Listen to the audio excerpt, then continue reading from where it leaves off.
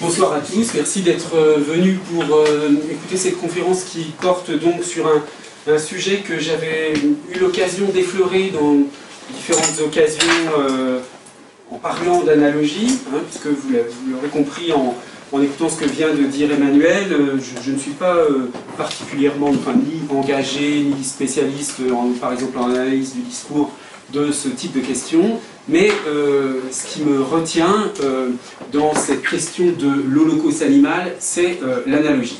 Alors, je suis conscient qu'il s'agit d'une question très sensible et pour laquelle je n'aurai pas de réponse, si vous voulez, définitive, hein, c'est-à-dire, voilà, l'intitulé de mon propos, c'est « Faut-il accepter l'analogie holocauste animal ?» Je ne répondrai pas forcément par oui ou par non.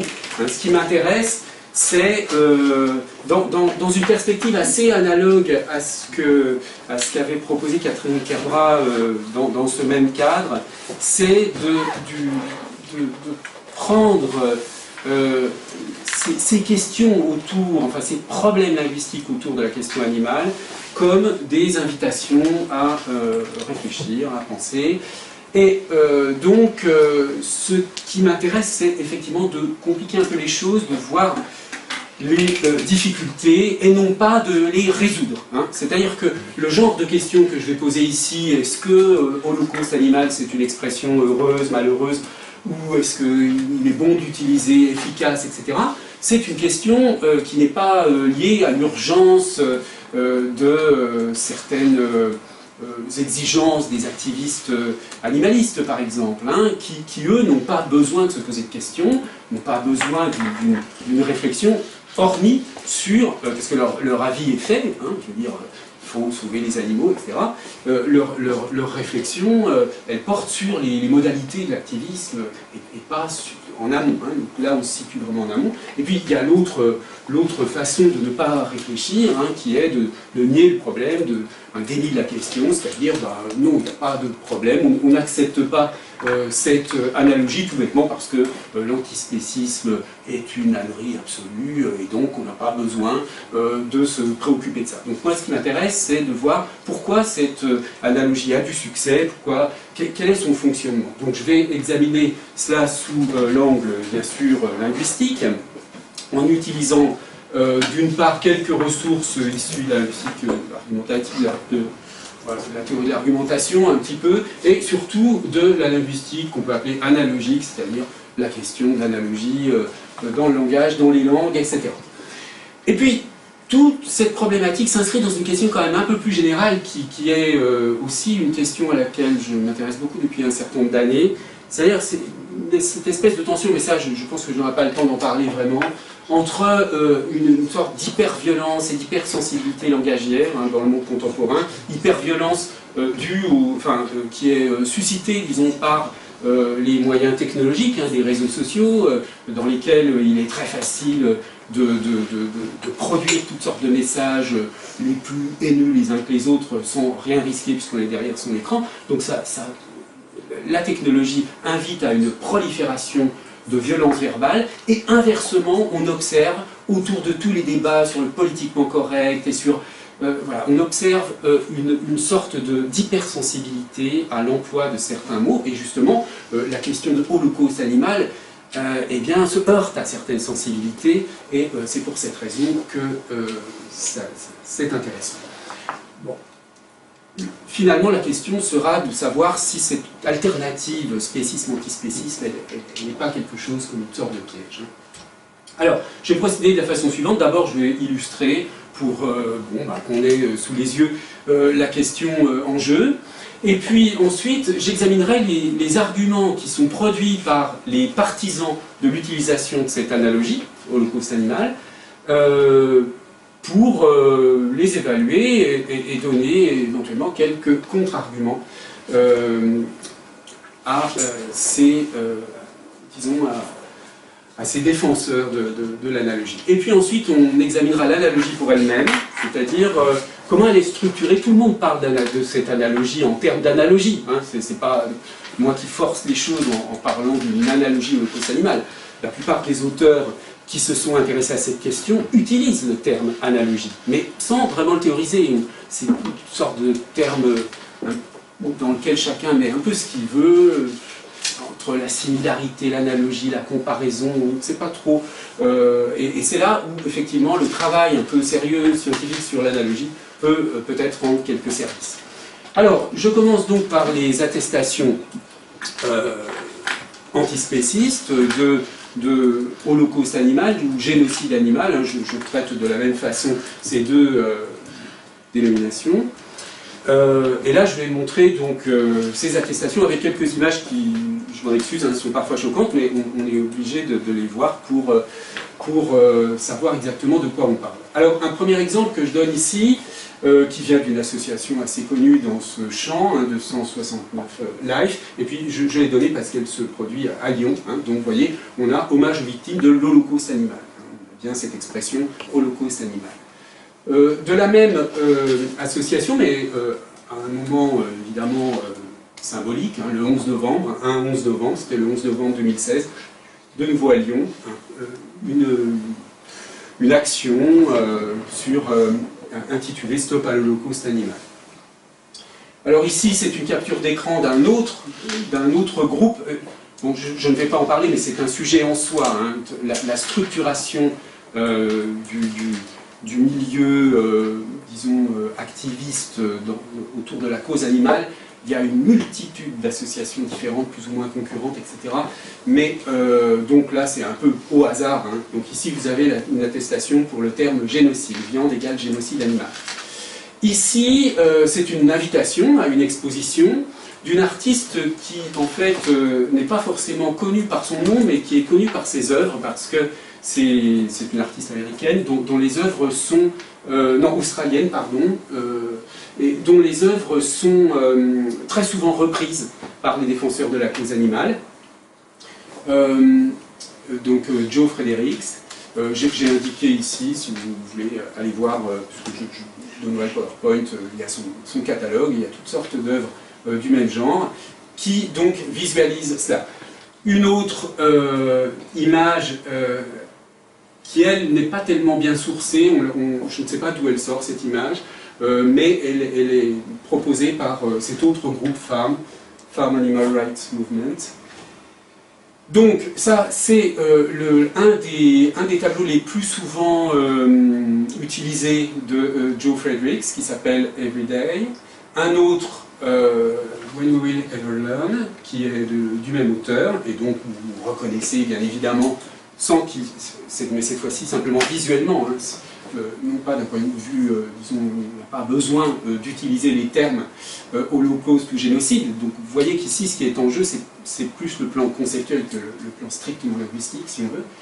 Et puis là, on commence à être dans les images beaucoup plus dures. Donc celle-ci, Animal Auschwitz, qu'on trouve aussi facilement sur Internet, qui est donc un montage fait à partir d'une photo d'une photographe américaine, Lee Miller, qui est très connue pour avoir fait des photos des camps de concentration. Donc à gauche, une photo de camp de concentration, d'extermination sous Auschwitz. Et puis à droite, on ne voit pas très bien, mais si on voit, ce sont des poules. Alors la même photo qui a été montée différemment pour la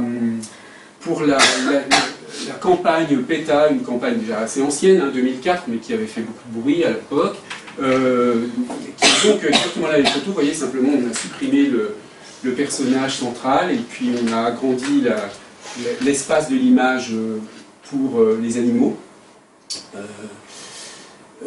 Une autre affiche de la même campagne. Et puis ici, une image qu'on trouve beaucoup dans toutes sortes de langues. Hein. To animals, all people are Nazis. Donc on va voir d'où sort cette citation. Mais vous la trouvez dans plein de langues. Et la source, ce montage, là, je n'ai pas réussi à trouver d'où il venait. Bien. Voilà. On a donc toutes sortes d'attestations visuelles ou linguistiques revendiquées, hein, par certains défenseurs de la cause animale, qui sont donc antispécistes, et qui associent donc l'abattage des animaux dans les abattoirs et la Shoah. Alors, il y a 3 semaines, vous voyez, ça date du 22 janvier, une députée européenne polonaise a fait parler d'elle parce que, à nouveau, elle a comparé le traitement des animaux aux victimes de l'Holocauste. Alors c'était sur Twitter, donc elle a utilisé, vous reconnaissez maintenant, le tableau de Joe Fredericks, mais qui date de 2014, donc elle l'a ressorti, là c'est 6 ans après quand même. Hein. Bon voilà, donc elle a récupéré ce tableau pour un moment particulier, parce que c'était un moment anniversaire, le moment où il l'a fait, du génocide juif. Et donc je vous donne la traduction française. Joe Fredericks donne matière à réflexion, ouvre les yeux sur la façon dont nous traitons les animaux. Cette image a rappelé, alors Fondacia Village, je ne suis pas allé voir de quoi il s'agissait, et c'est bien parce qu'il est temps pour une discussion sérieuse sur le traitement des animaux, les conditions dans lesquelles ils vivent, etc. Alors évidemment, cela a suscité une réponse de ses collègues du Parlement européen, et en particulier d'un certain Johnny Daniels, qui était donc le responsable pour la commémoration en Pologne de cet événement autour des camps. Et donc, il écrit en particulier, vous voyez, il a fait un courrier au président du Parlement européen en disant qu'avec un manque sérieux d'éducation au sujet de l'Holocauste et puis un accroissement disons, de l'antisémitisme, un accroissement, je lui sonne déplorable, enfin regrettable, de l'antisémitisme, en particulier en Europe. Le post récent de Sylvia Spurek, et tout ça le rend encore plus offensif, dénué de goût, mais enfin de mauvais goût, disons, de mauvais goût, et appelant à la elle a placé, elle a diffusé une image où des vaches sont habillées en utilisant donc l'étoile jaune, etc. Bon, bref. Donc une réaction du Parlement évidemment tout à fait prévisible et sans doute anticipée par cette députée. Hein. Donc on a bien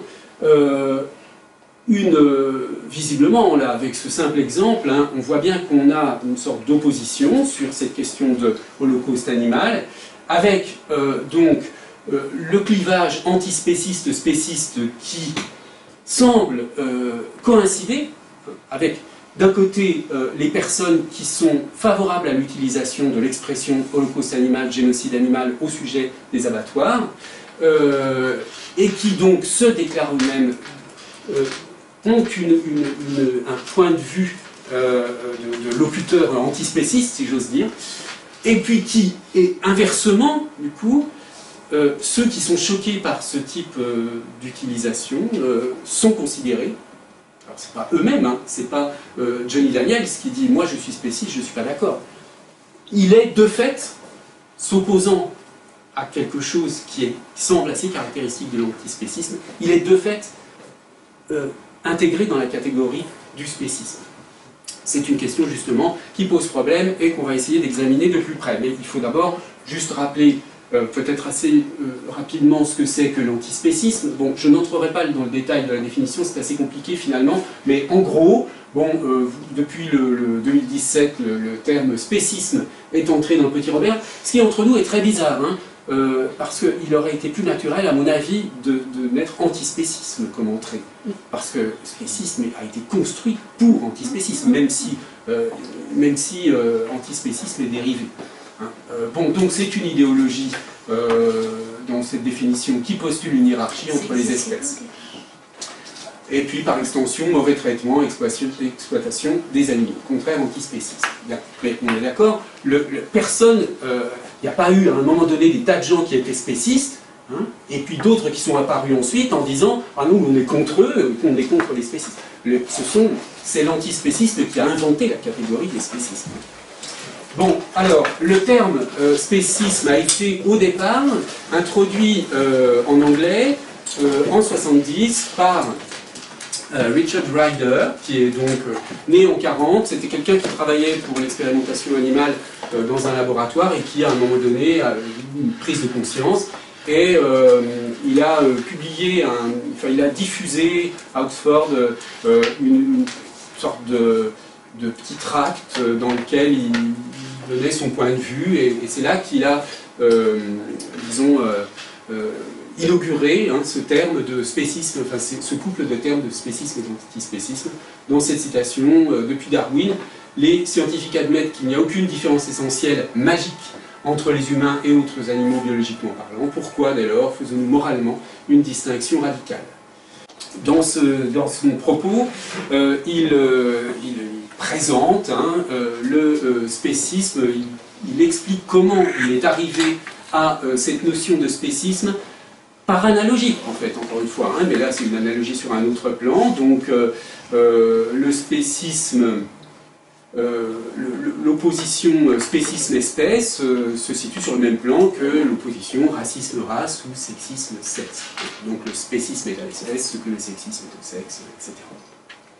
Alors, cette notion, il raconte d'ailleurs assez bien qu'il a reçu, quand il a diffusé son petit tract, il a reçu un certain nombre de réponses, dont celle d'un jeune philosophe qui s'appelle Peter Singer.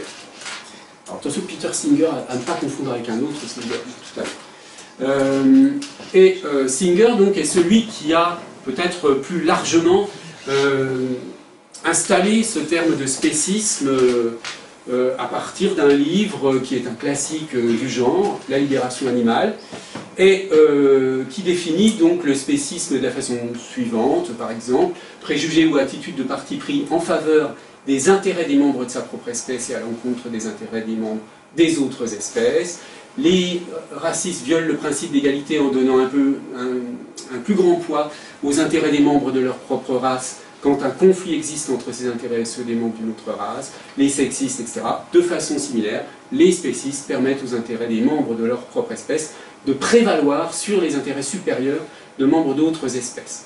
Donc vous voyez, la question en jeu ici, c'est la question des intérêts, de la considération et d'égalité de considération, qui est, si vous voulez, d'un point de vue éthique, la base sur laquelle repose toute son argumentation. Peter Singer, je soutiens qu'il ne peut y avoir aucune raison, hormis le désir égoïste de préserver les privilèges du groupe exploiteur, de refuser d'étendre le principe fondamental d'égalité de considération des intérêts aux membres des autres espèces. Donc, là, je ne peux pas rentrer dans les détails, mais c'est évidemment une conséquence d'un parti pris philosophique qui est l'utilitarisme. Grosso modo, l'idée, c'est que il faut, ce qui est bon, moralement, c'est ce qui donc respecte ce principe d'égalité de considération des intérêts. Ce qui est bon, c'est ce pourquoi tout le monde a le plus grand intérêt. Et la question, évidemment, présuppose, enfin, ce point de vue présuppose qu'on puisse avoir des intérêts. Et c'est là que intervient le lien avec la question de la sensibilité, de la douleur, de la possibilité de la douleur. Si un organisme n'a pas de sensibilité, n'a pas de douleur, n'a pas de sentience, comme c'est le terme qui est utilisé par Singer, c'est aussi un néologisme, eh bien, il n'a pas d'intérêt au sens où il l'entend, et donc il n'est pas pris en considération. Par exemple, par certains les huîtres, je ne sais pas. Et à partir de là, si vous voulez, tout être qui a une sensibilité, une voie d'entrée à la douleur, si j'ose dire, doit être traité d'une manière égale. Alors, je ne peux pas, je n'ai pas le temps de développer ça, je vous renvoie à un article, c'est une des choses les plus intéressantes que j'ai lues sur le sujet, un article de François Jacquet, qui est de l'Université de Genève, qui est tout accessible en ligne, là, sur une encyclopédie, enfin, sur une encyclopédie en ligne, encyclopédie philosophique, et qui vraiment détaille toutes sortes de types, de sous-types de spécisme, direct, indirect, indexical, etc., etc. Je ne peux pas entrer dans ces détails. Simplement, je rappelle tout de même que la question disons la position de l'antispécisme n'a rien à voir, enfin directement, enfin, rien à voir, mais je veux dire, est distincte de la question des régimes alimentaires.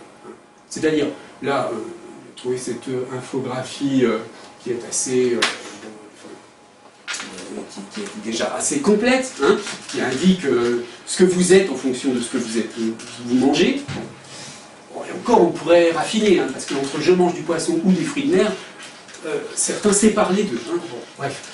Donc, ici, vous voyez que vous pouvez être concerné par toutes ces catégories en étant totalement indifférent à la question du spécisme ou de l'antispécisme, qui est une position, si vous voulez, idéologique ou philosophique.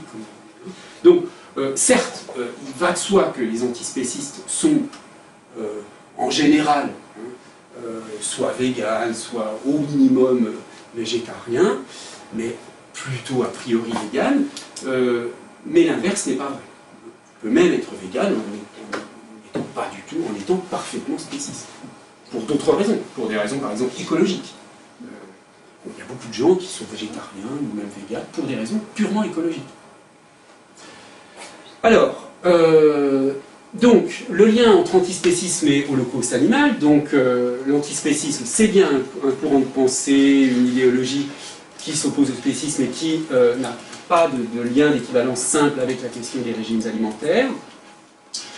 Il se caractérise par l'égalité de considération des intérêts entre animaux non humains et entre humains, puisque dans les deux cas, ce sont des êtres qui peuvent souffrir. Alors évidemment, ça ne signifie pas, les antispécistes ne sont pas fous, enfin, ils ne pensent pas qu'il n'y a aucune différence entre les hommes et les animaux, mais il n'y a pas de différence. C'est-à-dire que c'est toutes les différences qu'il peut y avoir, qui peuvent exister entre animaux humains, entre animaux non humains et humains, toutes ces différences n'empêchent rien à l'obligation morale d'égalité de considération des intérêts. Bon, donc, dans cette perspective, la dénomination holocauste animal est utilisée pour ce qui se produit dans les abattoirs, et donc elle présuppose cette équivalence entre abattoir et camp d'extermination. Donc cette dénomination elle est cohérente avec la position spéciste, mais elle est contestée. Alors, elle est contestée pas forcément d'une manière très rationnelle, mais souvent intuitive. C'est-à-dire que les gens ont une réaction épidermique, si j'ose dire. Hein. Alors maintenant, regardons un peu les arguments des antispécistes en faveur de ces analogies holocauste animal ou génocide animal. Alors le premier argument, le plus courant, celui qu'on trouve partout, c'est que c'est Isaac Brevisinger qui le dit. Hein. C'est-à-dire, alors là c'est un autre Singer, qui est donc un écrivain juif polonais qui a émigré aux États-Unis en 1935, vous voyez, pour échapper aux persécutions nazies, et donc il a eu le prix Nobel de littérature en 1978. Bien. Il écrit en yiddish, il est très concerné par la culture juive yiddish. Et puis, dans une de ses nouvelles, mais également dans deux autres textes, mais peu importe, je m'arrête à cette nouvelle qui est la plus souvent citée, publiée sous le titre Collected Stories en 82, il y a une nouvelle qui s'appelle The Letter Writer, qui raconte l'histoire de quelqu'un qui envoie des lettres à des femmes, etc. Bon, je reparlerai dans le détail, mais il y a une phrase à l'intérieur de ce texte, hein, in relation to them, donc en relation avec les animaux, par rapport aux animaux, tous les gens, tout le monde, les humains sont des nazis. Pour les animaux, c'est un éternel Treblinka. Alors cette expression éternel Treblinka a été ensuite réutilisée par Charles Patterson, dont vous avez ici une capture d'écran de son site. Et donc, lui, il enseigne à New York. Hein, bref. Et donc, son livre a été publié en français aussi, Un éternel Treblinka. Et j'ai pris volontairement cette couverture, puisque vous avez la citation d'Isaac Brevisinger. Bon. Donc, l'idée là, c'est on ne voit pas pourquoi les Juifs seraient choqués par cette expression holocauste animal, génocide animal, puisque un Juif, prix Nobel, qui a perdu sa mère et son frère dans les camps de la mort, a dit, hein, pour les animaux, c'est un éternel Treblinka. Donc, quel est le problème? Alors, je vous montre des exemples hein, de cette approche, de cette justification. Hein. C'est un site vegan dans lequel on explique pourquoi il ne faut pas être choqué par cette expression holocauste animal. Hein. Dans l'hypothèse où le terme holocauste ne s'appliquait pas déjà au massacre d'animaux, donc puisqu'évidemment étymologiquement c'est le sacrifice d'animaux, on pourrait toujours rappeler que ce parallèle a d'abord été énoncé par l'écrivain polonais juif Isaac Bashevis Singer, prix Nobel de littérature, etc. Bon, donc, vous voyez, je ne vais pas lire tout le texte, mais vous avez ce type d'argumentation absolument partout. Hein. C'est la première chose que disent les antispécistes, c'est que Singer le dit, il a le droit, donc moi aussi. Alors c'est d'ailleurs notre députée polonaise de tout à l'heure, Sylwia Spurek, c'est comme ça qu'elle s'est défendue elle aussi. Hein.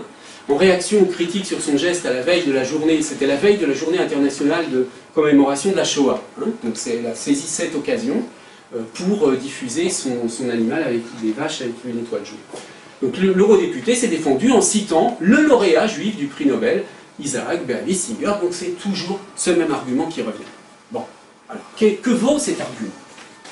Bon, c'est un argument d'autorité, bien sûr. Hein. Pas besoin d'être un grand spécialiste de l'argumentation pour reconnaître qu'il s'agit d'un argument d'autorité. Et évidemment, on sait que les arguments d'autorité sont très faibles. Hein. Alors, comme ici on est à Lyon, je n'ai pas pu m'empêcher de citer Plantin. Vous voyez un tout petit extrait de son dictionnaire remarquable de l'argumentation, dans lequel il indique les différents contre-arguments possibles qu'on peut objecter, disons, les contre-arguments qu'on peut donner à partir d'un argument, pour répondre à un argument reposant sur l'argument d'autorité, donc un argument qui repose sur une autorité. Le principal qui va nous concerner, c'est celui-ci. Il n'y a pas de consensus parmi les experts, à supposer qu'on puisse vraiment parler d'experts sur ces questions-là, mais enfin, admettons que les experts ici, dans cette situation, ce sont les juifs ou les juifs directement concernés ou indirectement concernés par l'extermination dans les camps de concentration, les camps d'extermination. Bon. Il n'y a pas de consensus parmi les experts. C'est-à-dire que vous avez toutes sortes de personnalités juives, d'associations juives, etc., qui refusent radicalement cette opposition. Donc, voilà, d'accord, Singer l'a dit, mais il n'y a pas consensus. C'est un argument qui est évidemment très pauvre. Puis il y a un autre argument qui repose plutôt sur ce premier type de contre-argumentation, c'est l'idée que l'énoncé n'est pas cité correctement et il est sorti de son contexte. Alors ça, on va y revenir après. Bon, donc, cet argument d'autorité, il a cette fragilité d'être ad hoc, hein, bien sûr. Il est ad hoc, on va chercher Singer, on ne va pas chercher un autre juif qui dit c'est absolument scandaleux cette analogie. Alors, par ailleurs, la citation est vraiment sortie de son contexte, et ça c'est très gênant. En réalité, ce livre, cette nouvelle, elle est une nouvelle très onirique. Alors, je pense que beaucoup de gens citent Eternal Treblinka sans jamais avoir lu la nouvelle, mais enfin, il faut quand même la lire, il faut quand même avoir une idée du style de Singer. C'est toujours un style, c'est un personnage qui voit tout le temps des choses en rêve, qui écrit à des femmes plus ou moins imaginaires, tout d'un coup dans la nuit qui apparaît, etc. Et vous voyez, là j'ai traduit, c'est moi qui ai traduit hein, le texte qui était en anglais. Donc le personnage principal s'appelle Herman, et donc il est désespéré parce qu'en fait il s'est endormi très longtemps, et il se réveille en disant « mince, ma souris, il était ami avec une souris, ma souris doit être morte ». Bon. Alors on peut lire le passage, le désespoir s'empara de Herman, il s'est mis à prier pour l'âme de la souris, eh bien tu as eu la vie, tu as fait ton temps, dans ce monde abandonné, le pire de tous les mondes, cet abîme sans fond où règnent Satan, Asmodée, Hitler et Staline, tu n'es plus confiné, là dans ton trou, affamé, assoiffé et malade, mais tu ne fais qu'un avec le cosmos rempli de Dieu, avec Dieu lui-même, qui sait pourquoi il fallait être une souris. Dans ses pensées, donc c'est même pas, c'est dans ses pensées, hein, il prie en pensée, ce ne sont même pas des paroles prononcées. Dans ses pensées, Herman faisait l'éloge de la souris qui avait partagé une partie de sa vie et qui, à cause de lui, avait quitté cette terre. Et c'est là qu'apparaît ce qui est souvent cité, que savent-ils tous ces érudits, tous ces philosophes, tous ces dirigeants du monde. Alors, je ne vous cache pas que dans certains cas, quand la citation commence là, il y a très visiblement une forme d'anti-intellectualisme dans le propos. Bon, voilà, peu importe, que là, dans le texte, ça n'est pas du tout le cas. Que savent-ils tous ces érudits, tous ces philosophes, tous ces dirigeants du monde, de ce que vous êtes? Là, en fait, pour comprendre pourquoi il parle de ça, il faudrait regarder de plus près le rapport de Singer avec les rabbins, etc. Bon, c'est subtil, mais il a toujours une position un peu décalée par rapport au judaïsme. Ils se sont convaincus que l'homme, le pire transgresseur de toutes les espèces, est le sommet de la création. Toutes les autres créatures ont été créées simplement pour lui fournir de la nourriture, des pauvres pour être tourmentés, exterminés par rapport à eux. Donc on tombe sur la phrase clé, tous les hommes sont des nazis, pour les animaux c'est un éternel trébuchet. Et pourtant, l'homme exige la compassion du ciel. Hermann frappa sa main sur sa bouche, je ne dois pas vivre, je ne dois pas, je ne peux plus en faire partie. Dieu du ciel, emmène-moi loin d'ici. Bon, alors la suite de l'histoire, ça se finit très bien. La souris apparaît, le soleil se lève. La nouvelle a une fin heureuse. Mais ce que je veux simplement faire remarquer, c'est que le texte est très onirique, le personnage fait empenser l'éloge funèbre d'une souris, l'accusation de cruauté est retournée contre lui. C'est lui qui se trouve cruel aussi, parce qu'il a laissé mourir sa souris. Donc on est aux antipodes, quand même, dans un texte comme ça, d'un slogan accusateur qui serait utilisé pour modifier les consciences des gens.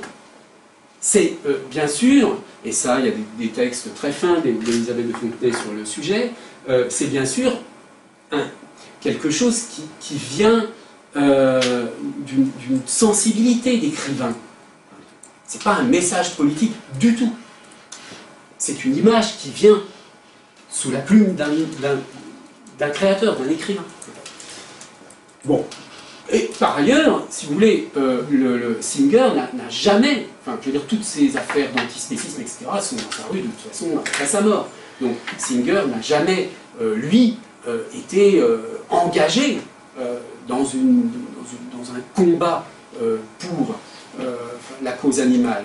Il a lui-même parlé de son végétarisme, qui est arrivé très tard, hein, à 60 ans, mais il n'a jamais prétendu dire aux autres ce qu'il devait faire.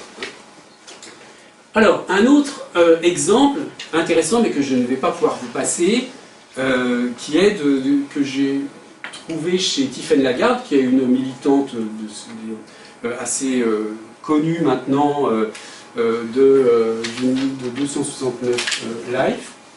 Et donc, bon, on ne peut pas passer la vidéo, mais grosso modo, elle défend l'idée dans ses propos que, en fait, il faut distinguer deux sens de génocide, de holocauste. Elle parle de holocauste. Elle dit d'abord qu'elle donne une définition de ce que c'est qu'un holocauste.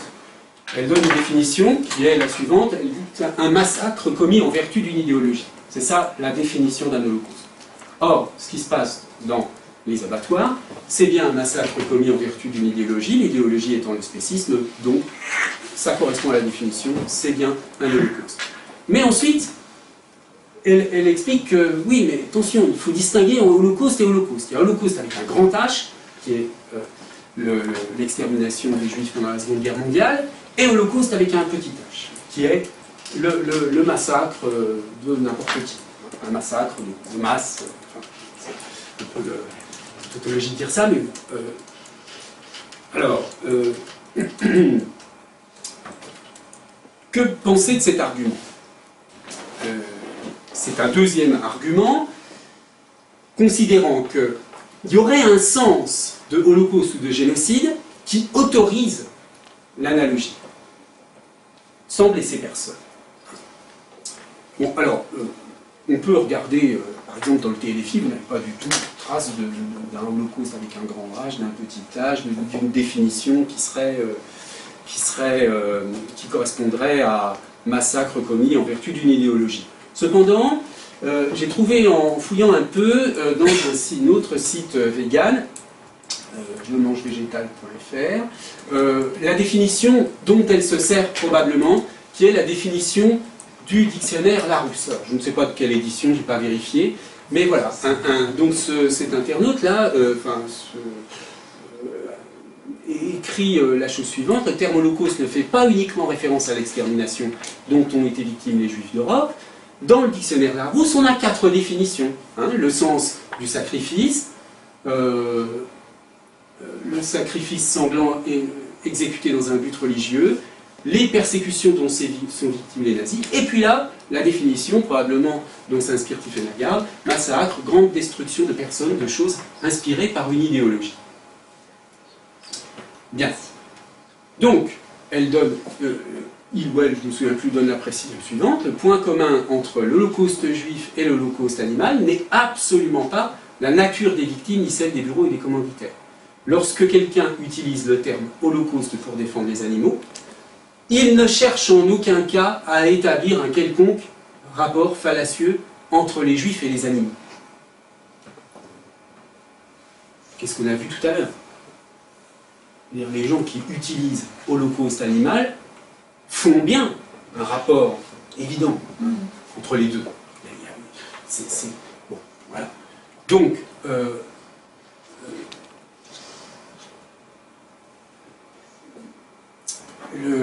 je reviens, donc ça c'est la suite du même site, hein, qui donc répond à la question. En fait, c'est un site dans lequel l'auteur répond à des préjugés. Hein, et là, le préjugé, c'est « oui, mais les véganes insultent les juifs en comparant les abattoirs à l'Holocauste ».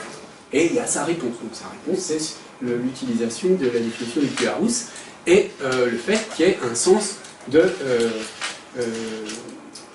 Holocauste qui ne serait pas offensant à l'égard des juifs. Bien. Bon, alors évidemment, hein, il y a une duplicité totale dans cet argument. Il est évident que les auteurs savent que le sens de Holocauste, au sens du massacre des Juifs, est déclenché par l'utilisation du mot Holocauste, et cette prétendue distinction entre deux sens possibles est complètement malhonnête, disons.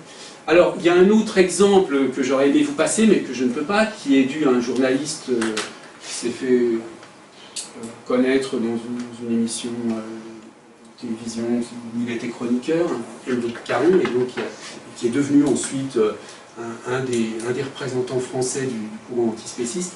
Alors lui, son argument, c'est de dire, il parle de génocide, il dit, bah oui, c'est un génocide, et il va chercher le sens étymologique. Ici, j'ai raison de dire que c'est un génocide dans les abattoirs, parce que, au sens étymologique, je ne me souviens plus exactement comment il décrit l'étymologie, mais en gros, il va chercher le sens étymologique pour dire qu'il décrit bien la réalité, il décrit correctement la réalité. Donc, vous voyez un petit peu cette sorte de naïveté qu'il y a à dire « Ah ben je coïncide avec le dictionnaire, donc ce que je vous dis est incontestable ». Bon, donc là aussi, évidemment, il y a une duplicité totale dans cet argument. Bien, donc, pour résumer, ce deuxième argument, il y a un sens de holocauste ou génocide qui autorise l'analogie, il oblige à distinguer plus ou moins artificiellement deux sens de holocauste, l'un qui s'appliquerait à l'holocauste animal, l'autre à la Shoah, mais en fait, comme c'est tout à fait évident qu'on ne peut pas éviter la référence à la Shoah, eh bien c'est un argument de mauvaise foi qui produit délibérément le contraire de ce qu'il prétend faire. Donc c'est un argument totalement malhonnête et irrecevable. Et enfin, un troisième argument, oui, l'analogie est exagérée, c'est faux peut-être, d'accord, on ne devrait peut-être pas dire ça, mais on le dit quand même, parce que la fin justifie les moyens, et au fond, cette analogie permet de défendre la cause animale. Donc elle est justifiée par sa finalité. Alors, par exemple, cet affichage-là, qui est à Strasbourg, c'est assez récent, je n'ai pas noté la date, mais c'est assez récent, c'est cette campagne d'affichage. Rien ne ressemble plus à un camp d'extermination qu'à un abattoir. Et là, vous avez un peu plus loin, vous voyez, le discours va un peu plus loin pour essayer de choquer. Hein. Spécisme égale nazisme, et vous, à quoi ressemblez-vous, collabo ou résistant? En gros, vous mangez de la viande, vous êtes résistant, ou vous n'êtes pas... Oui, enfin, vous mangez de la viande, vous mangez de la viande, vous êtes collabo, vous êtes spéciste, vous êtes collabo, vous êtes vegan, vous êtes résistant. Donc là, si vous voulez, on pousse l'analogie, bon, presque jusqu'à l'absurde, hein, mais en tout cas, la volonté, là, c'est de choquer. Là, dans ce passage, Tiphaine Lagarde justifie disons, cette perspective de construire des ennemis, c'est-à-dire et de provoquer en les dérangeant et en les accusant les personnes qui ne sont pas véganes, qui mangent de la viande, etc. Mais elle le revendique comme étant une forme d'activisme violent qui se distingue de l'activisme plus mesuré d'autres groupes, en se rattachant, si vous voulez, à la philosophie de certains groupes d'extrême gauche, etc. Action directe. Alors, bon, d'accord, là, oui, si on dit la chose que je dis est fausse, mais elle est faite pour choquer, et peu importe, pourquoi pas? Simplement, l'objection dans ce cas-là, ça va être, qu'est-ce qui prouve que cette stratégie est efficace? C'est bien, c'est une pétition de principe. Hein. Ce qu'on constate surtout, c'est qu'elle occupe un créneau, le créneau ultra, hein, dans cette sorte de marché des luttes sociales dans lesquelles, au fond, il faut intéresser les gens à toutes sortes de causes politiques, et pour les sensibiliser, il faut les attirer, il faut être plus visible que le concurrent. Donc là on voit bien qu'il y a une justification de ce genre. Et par opposition, si vous voulez, quelqu'un comme Peter Singer, là c'est dommage vraiment que je n'ai pas pu vous montrer la vidéo, parce que il y a une toute petite vidéo qu'on trouve sur internet de 3 minutes, dans laquelle il explique que ces stratégies sont pour lui totalement inefficaces, qu'il ne faut pas se fâcher avec les gens, il faut plutôt les conduire doucement vers un changement d'habitude alimentaire. Il explique qu'il négocie avec McDonald's pour que les restaurants McDonald's aient obligatoirement des hamburgers véganes, etc. Enfin, bon, voilà. Donc c'est une politique, si vous voulez, complètement différente, qui, effectivement, change un certain nombre de choses réellement aux États-Unis. Hein. C'est-à-dire que parce qu'il a compris que s'il veut diffuser, si on veut augmenter le nombre de personnes qui ne mangent pas de viande, eh bien, on a intérêt à se mettre d'accord avec les grands industriels de la restauration, et le fait de s'arranger avec McDonald's, parce que McDonald's a intérêt à avoir des clients véganes aussi, hein. Donc va développer, mais évidemment que Singer ne va pas mettre du sang sur les portes d'un McDonald's, etc. Donc ce sont deux stratégies totalement différentes, hein, des stratégies...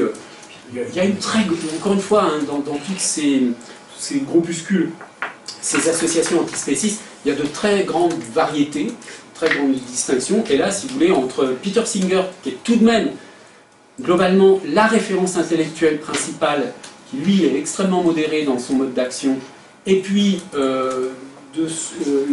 l'autre association dont je parlais tout à l'heure, 269 Life, eh bien, on a les deux extrémités, si vous voulez, d'un axe dans lequel on peut avoir toutes sortes d'intermédiaires. Donc, ce troisième argument, bon, d'accord, mais il n'a pas vraiment de fondement. Pour l'instant, on n'a pas de preuve que ça ait été très efficace. Hein. Moi, j'aurais d'ailleurs personnellement plutôt tendance à penser que c'est pas de récupérer un ou deux animaux vivants, de les sauver des abattoirs. Pour ces individus animaux, ça change quelque chose, mais à une échelle plus large, ça change beaucoup moins de choses que d'imposer à McDonald's de développer de la nourriture végane. Mais ça fait moins de bruit, c'est sûr.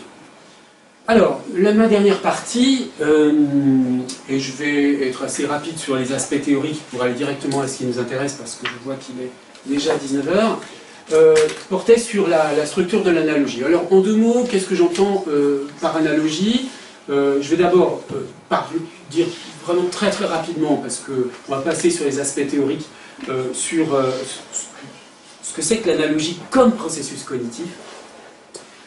Je vous expliquerai comment je vois l'utilité d'une distinction très importante entre analogie et similarité, et puis ensuite on verra comment la description de l'analogie en termes de fonction permet de comprendre un certain nombre d'aspects de cette analogie au holocauste animal. Alors bon, je passe là-dessus, l'analogie, processus cognitif fondamental, c'est quelque chose qui a été bien montré depuis maintenant longtemps, hein, depuis les années 80 en psychologie cognitive, ça entre petit à petit dans la linguistique. En gros, les êtres humains et les autres espèces animales aussi, mais à un niveau beaucoup moins développé, ont des capacités analogiques qui sont permanentes. C'est-à-dire l'analogie, là, elle existe aussi à un niveau inconscient. D'ailleurs, c'est une sorte de mécanisme cognitif qui fonctionne en permanence, tout le temps, des dizaines de fois par seconde, si vous voulez. Alors, une synthèse assez récente en français, c'est celle-ci de Hofstetter et Sander en 2013. Bien. Alors, admettons l'analogie processus cognitif fondamental. Il n'y a pas d'autre processus cognitif aussi central que ça. Il y en a deux. Il y a l'analogie, qui est donc le fait, on va le définir, et puis il y en a un autre donc, qui est basé non pas sur la similarité, mais sur la contiguïté, mais vous n'aurez pas le temps d'en parler. Donc, qu'est-ce que c'est d'abord, d'une manière approximative, l'analogie, c'est un processus d'identification à partir de similarités. C'est comme ça que je le définirais. Donc ça suppose de définir ce que c'est qu'une similarité. Une similarité, c'est une relation continue, hein, il y a un continuum de la similarité, donc une relation entre des éléments qui se situent entre deux pôles, entre les deux pôles de l'identité et de la différence. Donc, si vous voulez, il faut, pour qu'on puisse parler de similarité, que des choses, qu'il y ait une sorte de déhiscence, comme dit Merleau-Ponty, hein, c'est-à-dire que l'identité se fissure un peu, qu'on ne soit pas dans l'identité, il ne peut pas y avoir de similarité au sein de l'identité, mais il ne faut pas non plus qu'il y ait une disjonction totale de la différence. Donc tout ce qui est ni identité ni différence entre, au fond, sous le concept de similarité. Donc il y a une gradation, les choses sont plus ou moins similaires. À partir de là, on peut distinguer deux sortes de similarités, les similarités binaires ou attributives et les similarités proportionnelles. Bon. Par exemple, entre des chaussures noires et un pneu qui est noir, un enfant, un petit, il verra comme similarité une similarité binaire. Il verra que les chaussures sont noires, les pneus sont noirs, ils ont des attributs communs, ils ont cette propriété de la couleur noire en commun. Mais un enfant plus grand, ou un adulte, comprendra une similarité d'un autre ordre, proportionnelle, c'est-à-dire qu'en gros, les chaussures sont aux pieds, ce que les pneus sont aux jantes des roues. Hein, c'est-à-dire qu'il y a une idée de protection. C'est donc là une relation qui est comprise. Le point essentiel, c'est celui-ci, le principe de neutralité de la similarité. Quand vous constatez une similarité, que vous percevez une similarité entre deux entités, deux structures, eh bien, vous pouvez trancher en faveur de l'identité ou de la différence. C'est-à-dire, cette similarité, vous pouvez la faire tendre vers une identité, ou la constater comme une simple similarité, et maintenir les deux choses dans une situation de différence. Exemple de cette dernière configuration, là, vraiment pris au hasard, juste pour cette conférence, hein, une personne là, qui parle de sa thèse et qui dit voilà, les services proposés de stockage de données étaient similaires mais très différents. Bon. Là, de même, à propos de Villon, dans un article des Lettres françaises, des vers de Villon sont similaires mais différents. Donc, c'est pas parce qu'on a de la similarité qu'on va aller vers de l'identification ou de l'identité. Donc, il y a analogie à partir du moment où on traite comme identique, alors évidemment, toujours selon un certain point de vue, dans une certaine perspective, une certaine finalité, un certain objectif, deux entités qui sont similaires. D'accord? Donc ça veut dire que dans ce cas-là, on va considérer que les propriétés communes, qu'elles soient relationnelles au sens de la similarité proportionnelle ou qu'elles soient attributives, les propriétés communes sont plus importantes, de premier plan, hein, saillantes par rapport aux propriétés différentielles. Et donc, on distingue à ce moment-là deux types d'analogies, les analogies binaires et les analogies proportionnelles. Les analogies binaires étant issues de similarités binaires, et les analogies proportionnelles, bien sûr, issues de similarité proportionnelle. Vous voyez qu'il y a une façon de penser le rapport entre analogie et similarité assez différent d'une certaine tradition philosophique bien ancrée sur l'analogie, où au fond on considère comme analogique uniquement la proportion, et la similarité qui n'est pas proportionnelle avec une simple approximation, etc. Il n'y a pas de statut théorique. Alors, revenons à nos abattoirs et à nos camps d'extermination. Dans le cas des abattoirs et des camps d'extermination, c'est très facile de faire apparaître des propriétés communes, de se mettre d'accord là-dessus. Il y a une certaine objectivité du fait que dans ces lieux, d'un côté les abattoirs, de l'autre côté les camps d'extermination, on met à mort des êtres vivants, il y a un mode de transport qui est très similaire, la dimension industrielle de la mise à mort, etc. Donc il y a bien une similarité. Et c'est pas parce que, c'est là où il y a souvent dans les propos une confusion entre similarité et analogie, c'est pas parce qu'il y a une similarité qu'on va la transformer, qu'on va en faire une analogie. Donc on peut parfaitement accepter qu'il existe des similarités entre abattoirs et camps d'extermination, mais refuser l'analogie précisément parce que les différences sont trop cruciales. Donc c'est similaire mais différent. Alors inversement, si comme les antispécistes, ou la plupart d'entre eux, on accepte l'analogie sans réserve, ça suppose qu'on a adopté un point de vue selon lequel les différences entre humains et non-humains sont négligeables.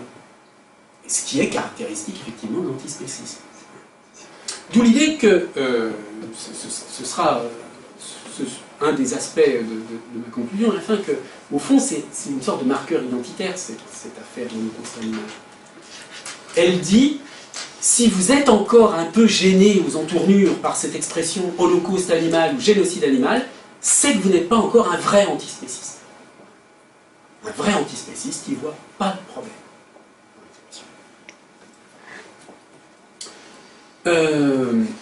Donc, ce qu'il faut bien avoir à l'esprit, c'est que ça ne sert à rien de discuter sur les propriétés communes.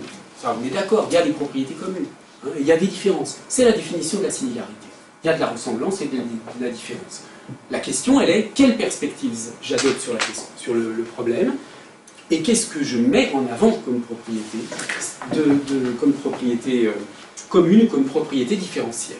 Bon. En tout cas, ce qui est clair, c'est que la similarité est une condition nécessaire, mais non suffisante, de l'analogie. Enfin, j'en arrive aux fonctions de l'analogie. Alors, je vais parler uniquement de ces trois fonctions, fonction de catégorisation, fonction figurative, fonction argumentative. Les autres ont un intérêt linguistique, mais pas pour la question qui nous intéresse. La première fonction de l'analogie, c'est la fonction de catégorisation. Parce que tout à l'heure, j'ai parlé de l'analogie en termes d'identification. Pourquoi on fait cette identification? C'est ça l'idée des fonctions de l'analogie. C'est que on va effectuer on va tirer la similarité vers l'identité dans une perspective qui est ce que j'appelle ici les fonctions de l'analogie. Alors, la première fonction, c'est la fonction de catégorisation, tout simplement. La similarité est tirée du côté de l'identité parce qu'on considère que les deux entités similaires appartiennent à la même catégorie. Donc, l'analogie entre X et Y, elle est produite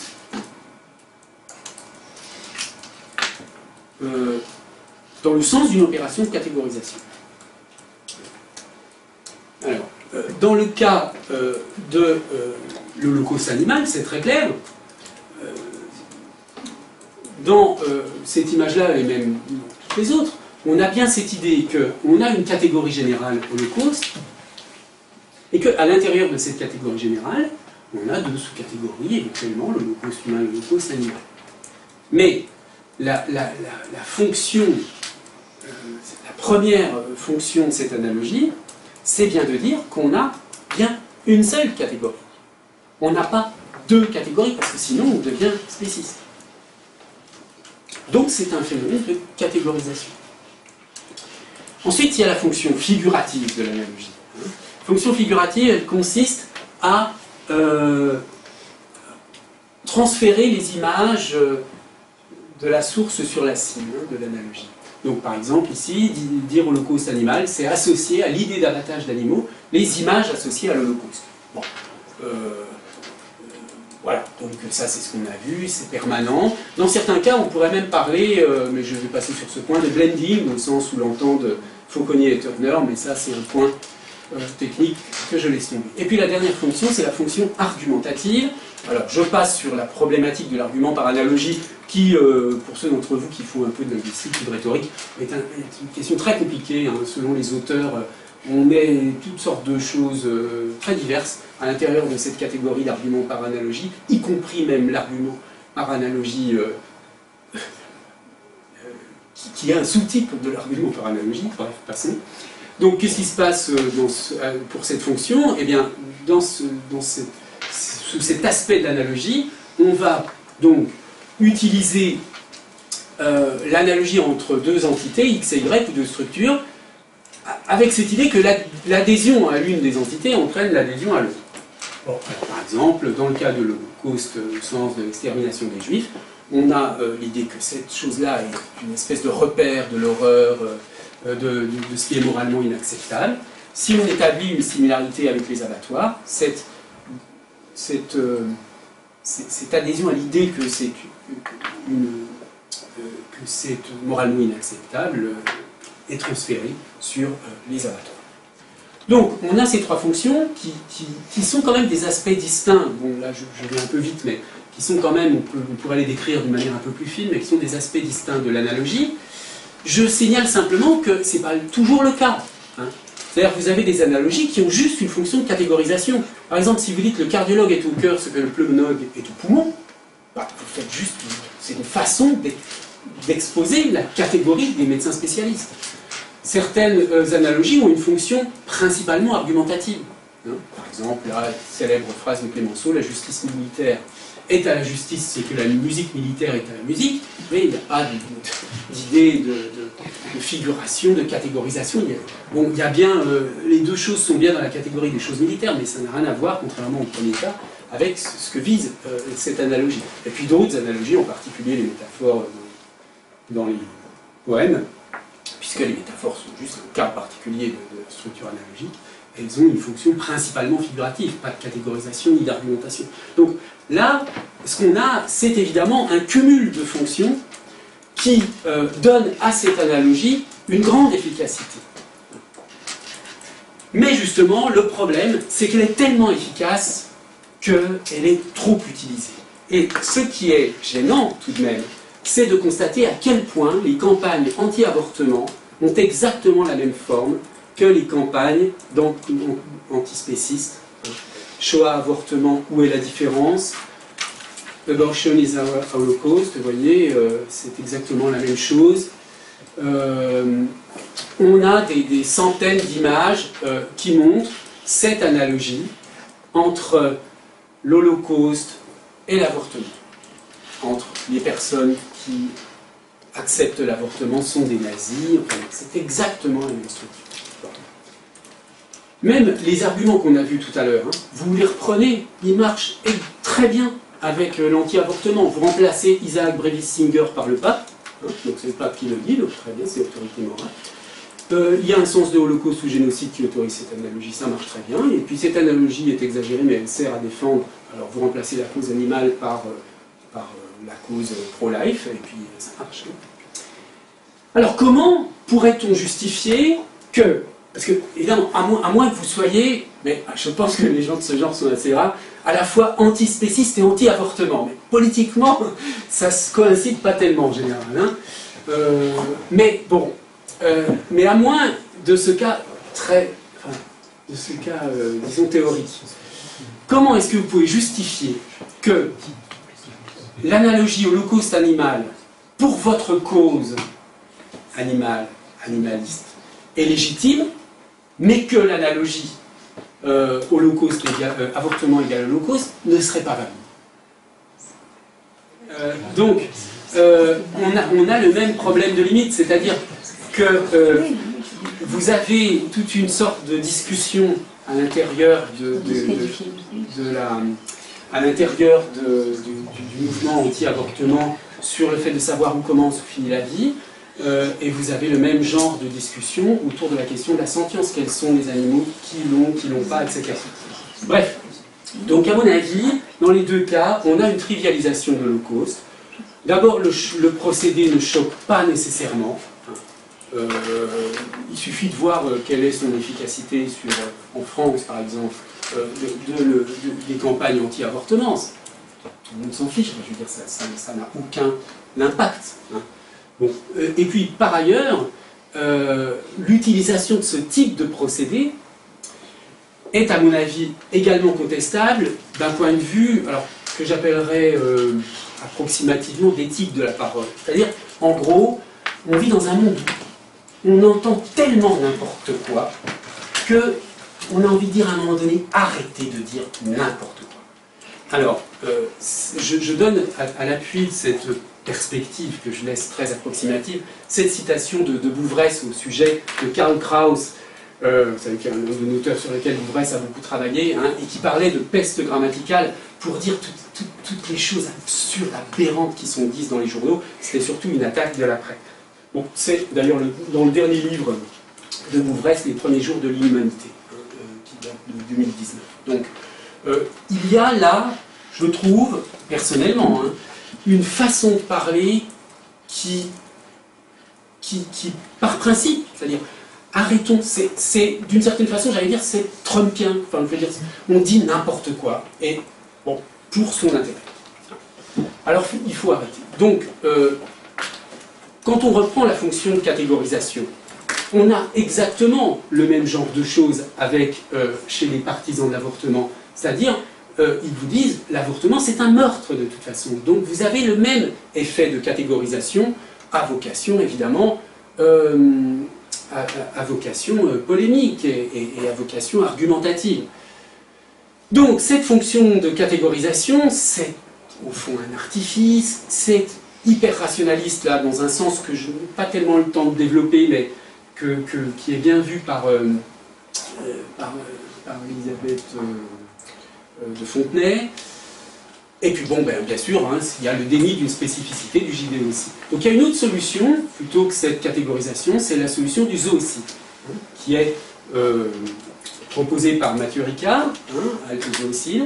Alors, le terme zoocide, lui, c'est une analogie qui, du coup, ne conduit pas à la catégorisation, parce que c'est une analogie proportionnelle. Hein. Le zoocide est aux animaux non humains, ce que le génocide est aux êtres humains. Donc, si vous voulez, comme c'est une analogie proportionnelle, les deux sont séparés. Il n'y a pas, de position spéciste.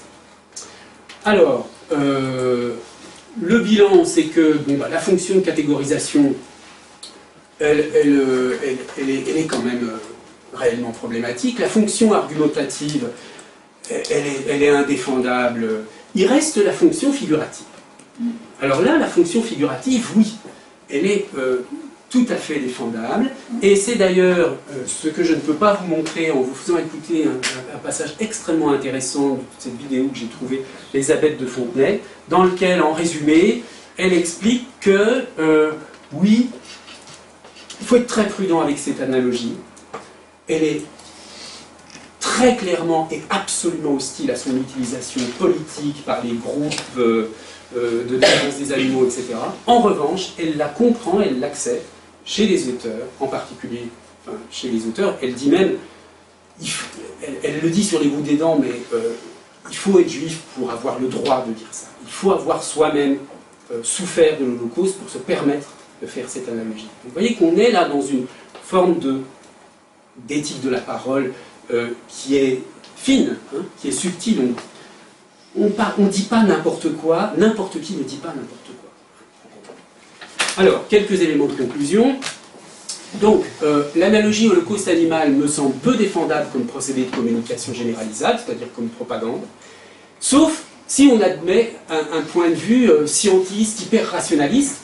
Hein, et effectivement, l'utilitarisme à la Peter Singer, c'est vraiment... Quand vous lisez ce livre, vous voyez à quel point la démonstration éthique est totalement froide, rationnelle. Enfin, il y a quelque chose qui est glacial là-dedans et qu'a très bien vu Elisabeth de Fontenay. bref, elle parle aussi dans ces 2 pages-là, c'est le livre, c'est pas Le silence des bêtes, c'est l'autre livre qu'elle a publié juste après, dont le titre m'échappe. Sans offenser les gens. Sans offenser, très bien, merci. Sans offenser le genre humain. Bien, donc, elle est peu défendable, sauf à admettre un point de vue scientifique, et donc sauf à la considérer comme un marqueur identitaire de l'antispécisme, comme je l'ai dit tout à l'heure. Mais elle semble justifiée si elle permet d'exprimer un sentiment personnel, donc ça il faudrait regarder cela de manière un peu plus en détail, et en se limitant à une catégorie de locuteurs. Mais donc, si l'usage polémique ou propagandiste de Holocauste animal est une signature de l'antispécisme, si elle est en quelque sorte coextensive, ça j'admets que ça puisse être discuté, hein. On pourrait dire oui, il y a des antispécistes qui refusent cette analogie. C'est tout à fait possible, hein. Mais moi je le vois comme ça quand même. Tout ce que j'ai pu observer comme attestation réelle de cette expression holocauste animal est le fait de personnes antispécistes. Je n'ai pas vu de texte d'antispécistes qui s'opposent à cette analogie. Donc pour moi, c'est coextensif. Bien. Mais si holocauste animal est à rejeter dans son utilisation propagandiste, hein, c'est pour ça que je parle ici de peste lexicale au sens de la peste grammaticale de Krauss, hein, je reprends l'expression. Eh bien, est-ce que c'est pas le cas aussi, du coup, de l'opposition entre antispécistes et spécistes? Parce que, à un moment donné, il faut s'arrêter, il faut prendre un tout petit peu de recul et se dire, est-ce qu'on est obligé de choisir? Est-ce que vous êtes obligé de dire, soit vous êtes spéciste ou antispéciste, hein? Personne ne vous y oblige. C'est un artefact conceptuel. Vous n'êtes pas obligé de choisir entre communiste, anticommuniste, entre militariste ou antimilitariste, hein, entre constructiviste ou anticonstructiviste, voire entre échangiste et anti-échangiste. Hein. Bon, vous n'êtes pas obligé de choisir. Vous pouvez être ni l'un ni l'autre, bien sûr. Bon. Donc, on peut se situer indépendamment de ces axes d'opposition entre spécisme et antispécisme. Par conséquent, et ce sera ma conclusion, l'attention à la condition animale est totalement indifférente à l'opposition spécisme-antispécisme, comme le végétarisme d'ailleurs. Alors, que faire donc de l'opposition spéciste-antispéciste? Voilà, merci de votre attention.